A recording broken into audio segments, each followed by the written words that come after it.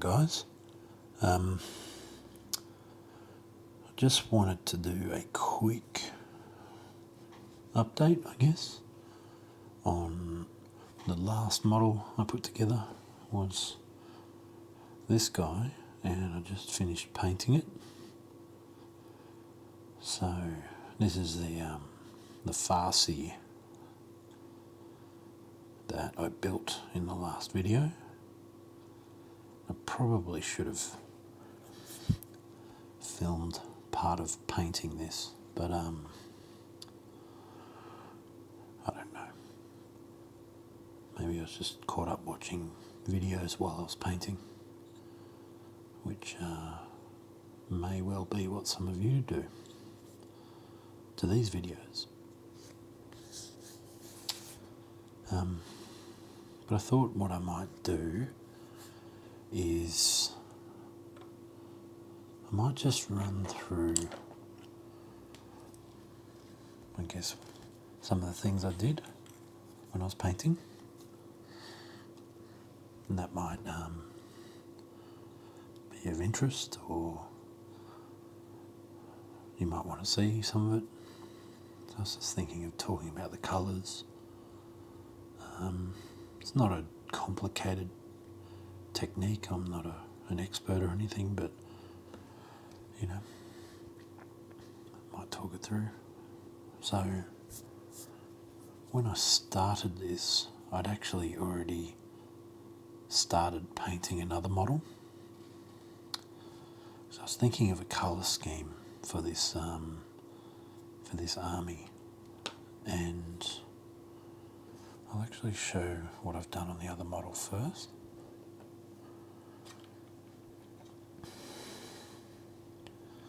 So this is the head of the model. Separated that out. I'll explain what I'm doing there in a minute. But this is a wraith lord, and I haven't finished painting this yet. But to sort of explain what it is, this is the whole model is base coated in a dark green under Citadel colours. It's called Incubi Darkness, which is actually a colour that you use for a different army, but it's sort of like the dark relatives of these guys.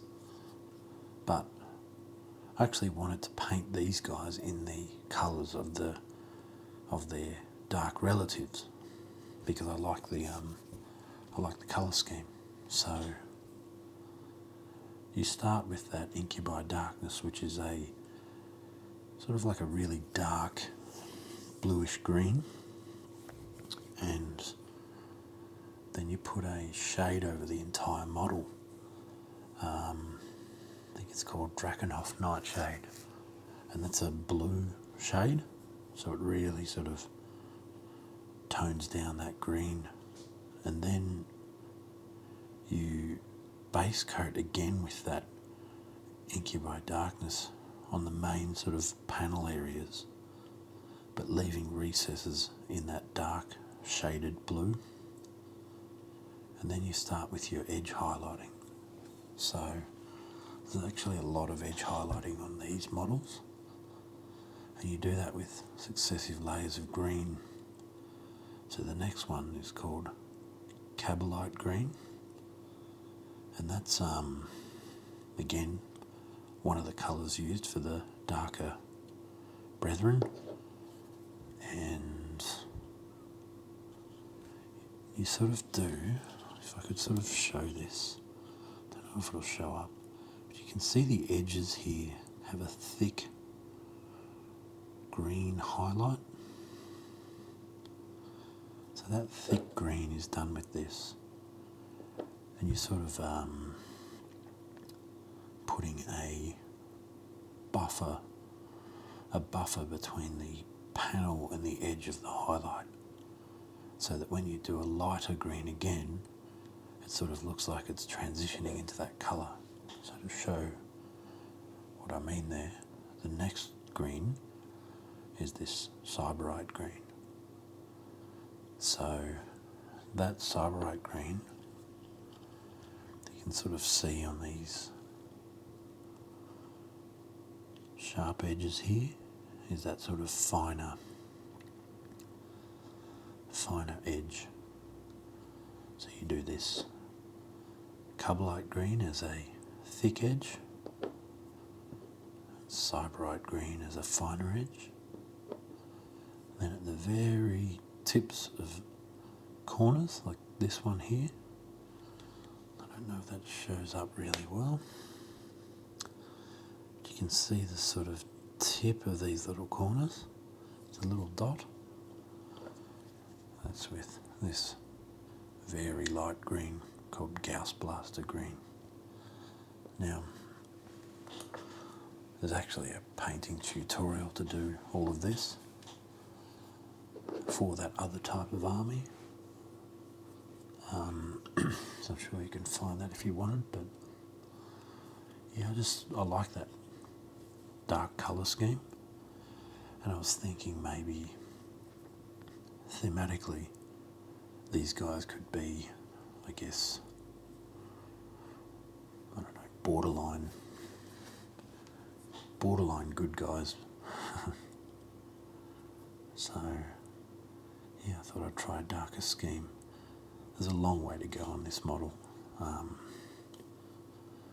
sort of starting the weapons off in a bone colour. I've got a lot of highlighting to do on that still. And I need to figure out what I'm doing with this big sword. I was thinking of doing that sort of reflective sort of crystalline effect, but I've never done it before, so that would be a bit of a journey. But yeah, if you've got any sort of suggestions on what might go well as far as colours with this, I guess, general dark tone, let me know in the comments. I'm not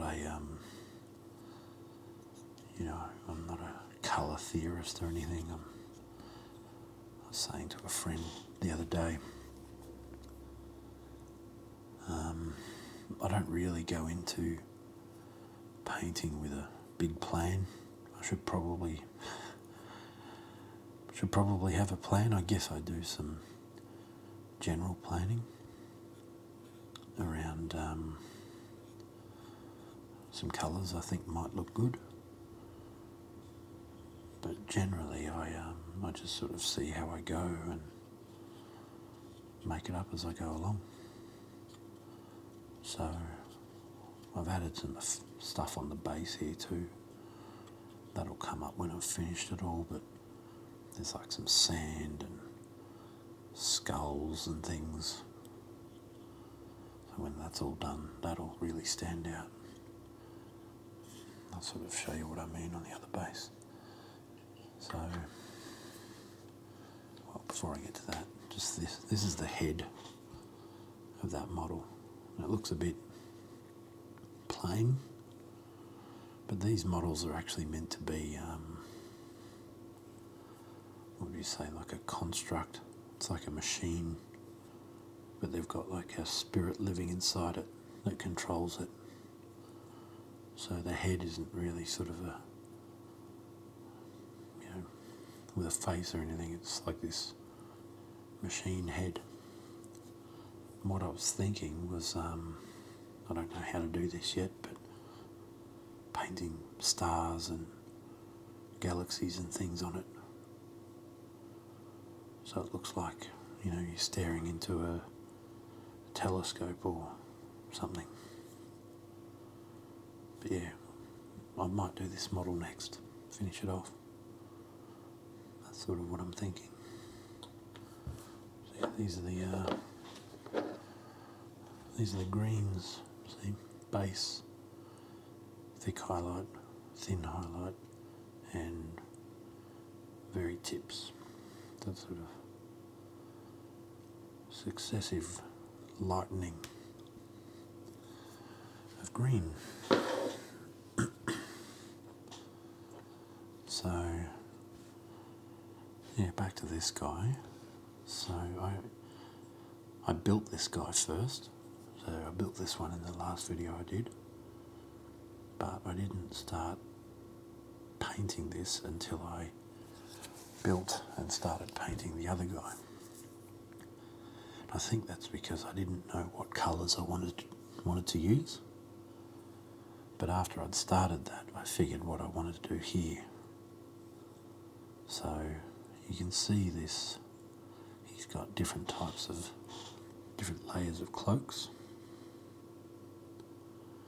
This blue outer cloak with a brown inside and this dark green inner cloak. So that dark green inner cloak is the same set of colours as this, except I didn't get to that colour. I only highlighted up to this one. I guess I figured this one was probably too bright. But even painting this, I did the dark green inner coat first, and the rest of the model was just brown undercoat for quite a while because I didn't know what to do next.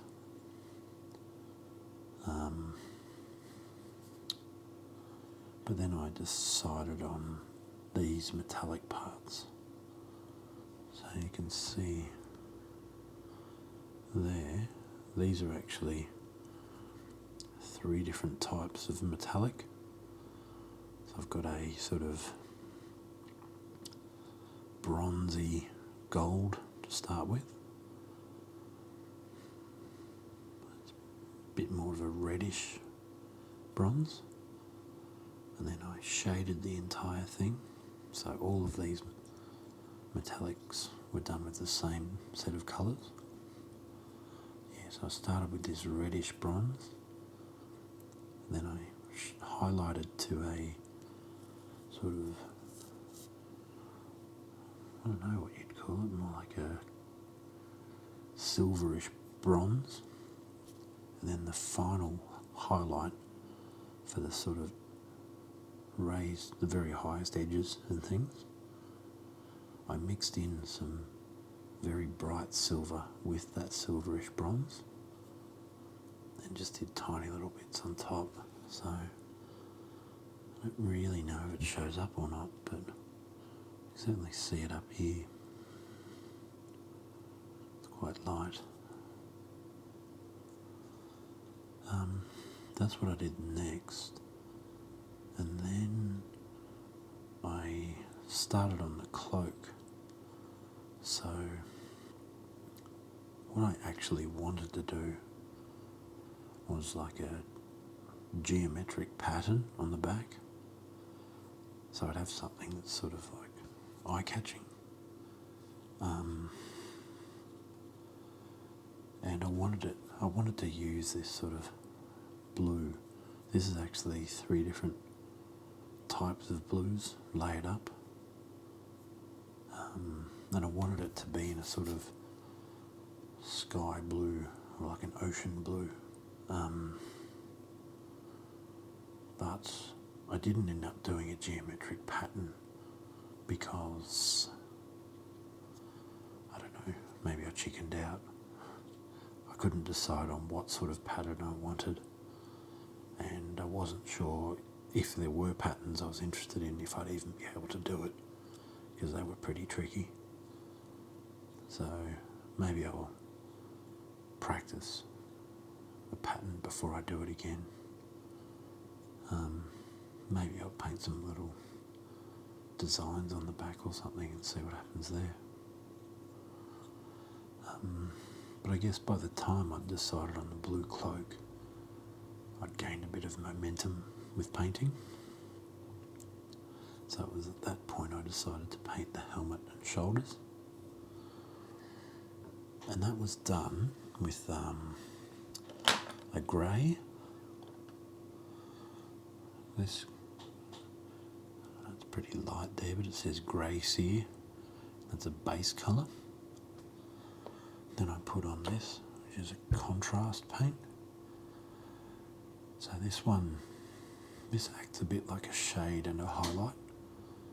And it shades and highlights in a sort of off-white. One of the troubles with it is you can see it here, how it's a kind of very grey. But if you look at the bottom, you see how white that is. So this, whatever's inside here, this pigment really settles to the bottom of the paint pot.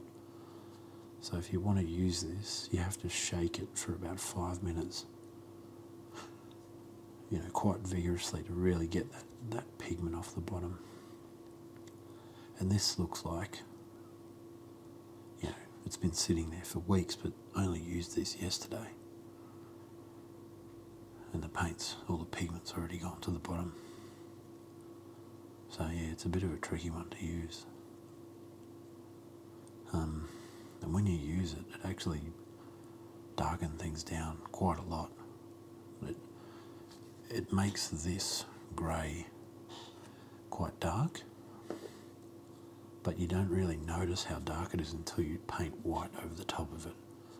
So I used this grey, then this contrast, then I highlighted up again with this grey, and then, I think I have it around here, I shifted to a pure white.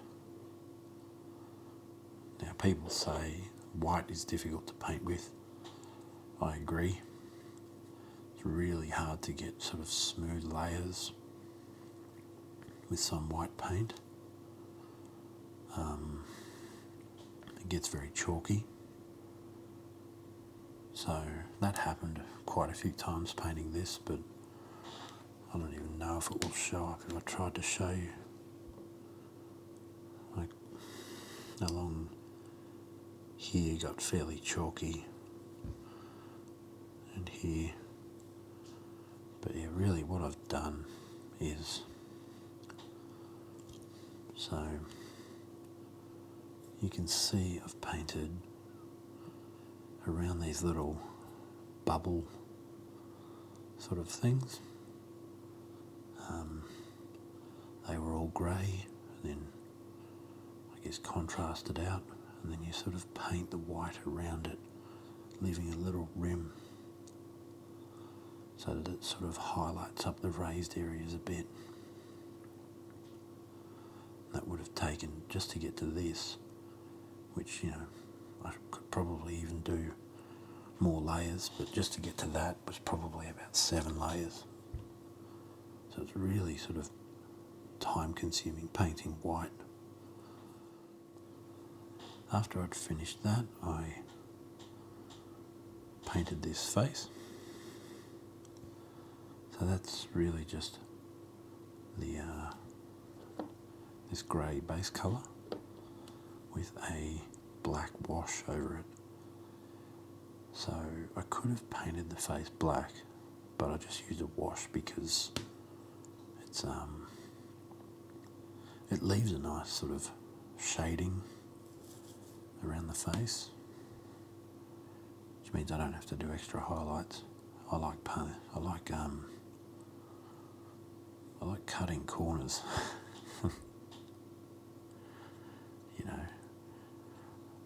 I wouldn't mind being able to do really good highlights. But I've been doing this for quite a while, and I've been improving over the years, but it's still, there's always more room for improvement. What else I did was the eyes on the model. I don't know how well they show up there, but they were painted in that pure white, and then I went over them in this red glaze, which is like a very thinned down paint. And these glaze paints from Citadel, I think, have been replaced with contrast paint, but they behave very differently. So the contrast sort of glazes highlights and shades, but the glaze just glazes and highlights. So yeah, it's a bit of a shame they got rid of them, because I thought they were pretty useful for spot jobs like these eyes. You know, they make a good glow effect.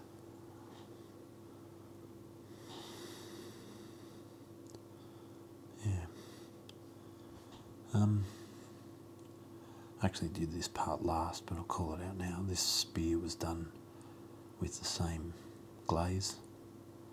I'm not sure if I like it, but that was done with, I painted it in this grey, and I did the edges in the pure white, so that when I went over it with the glaze, the edges came up lighter. But I want the spear, the tip of the spear, or the blade, whatever you call it, to look like his eyes, because I guess the character that this is supposed to be is psychic, and he uses his psychic powers to sort of fight. And this spear is, you know, his weapon that he fights with. So I wanted it to look like, you know, his eyes are sort of, his psychic power is coming out through his eyes, and it's also sort of showing in the weapon. So that might be cool, but whatever. After I did the helmet, I did all these gems. You can see there's a few on the back. Yeah, 3 on the back, 1 on each wrist, 2 on the weapon here, and another one underneath. There's a big gem on his forehead, and lots of gems all over the front. So they were done in a purple. Did a full purple base coat on the gem, and then on the bottom half of the gem I sort of highlighted up from lighter purple to pink, and then in a very white, sort of very light coloured pink, I just do a tiny dot on the top of the gem. Sort of represents the light passing through the gem. And when that was done, I painted over the whole thing with it's like a gloss coat that makes the whole thing shiny. I think it's come up alright.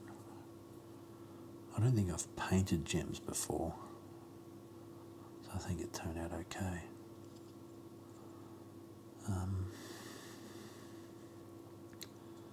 That was pretty much the whole model. I mean, there's little accessories like a satchel and some sort of bag with a rope.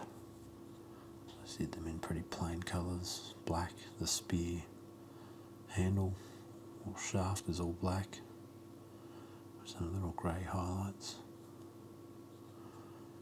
And I finished off the base just with a grey. Then I shaded it. I put some highlights on the edges. I don't know if they even show up there. And then, yeah, there's a few skulls on there, I think. Because of, like I said before, I wanted these guys to be kind of borderline baddies. You got to have a few skulls in there. Yeah, I threw down a little bit of grass on the base, and that was that's the model. So I think it's a good start. I like painting a character when I start a new army. Yeah, even if it's only painting a few units. Yeah, just to have a small army for a little game or two, or just even just something to put on on your shelf, on a display cabinet. You know, I like to look at the models I've painted. There's a lot of work goes into them. You know, you can look at your techniques over time. Yeah, and when I start an army, I like to start with a character, because I think you get a good feel for the army or what you might want to do by doing a character. If you paint up, you know, like a standard unit with 10 models or something, you're sort of painting the same thing over and over. The characters kind of stand out a bit. So, yeah, I just wanted to go through what I did with that model I built in the last video. So, let me know what you think. And I might do some videos of me finishing off this guy as I sort of go along. Then maybe build some other models, or who knows. So, yeah. See you later.